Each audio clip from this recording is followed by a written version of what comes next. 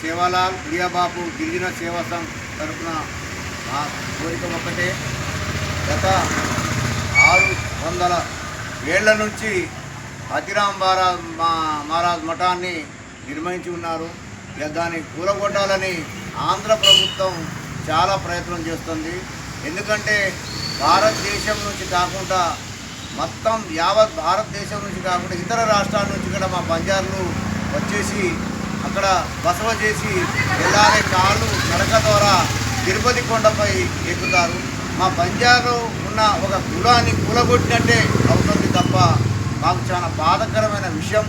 ఇప్పుడైనా ఆంధ్ర ప్రభుత్వం ఈ తిరుపతి మఠంలో కూలగొట్టే కార్యక్రమాన్ని ఆప్ చేయకపోతే మా జగదంబ సేవాలాల్ బుడియాబాపు గిరిజన సేవా సంఘం తరఫున భారీ ఎత్తున ఆందోళన చేయబడతాం. ఎందుకంటే దీంట్లో మా రాష్ట్ర సాధు సంఘం అధ్యక్షులు శంకర్ సాధు గారు ఉన్నారు. మా సంఘం రాష్ట్ర అధ్యక్షులు మా గణేష్ మహారాజ్ గారు ఉన్నారు. ఈ సంఘం వ్యవస్థాపక అధ్యక్షుడిగా నేను ఒకటే పిలిపిస్తున్నాను.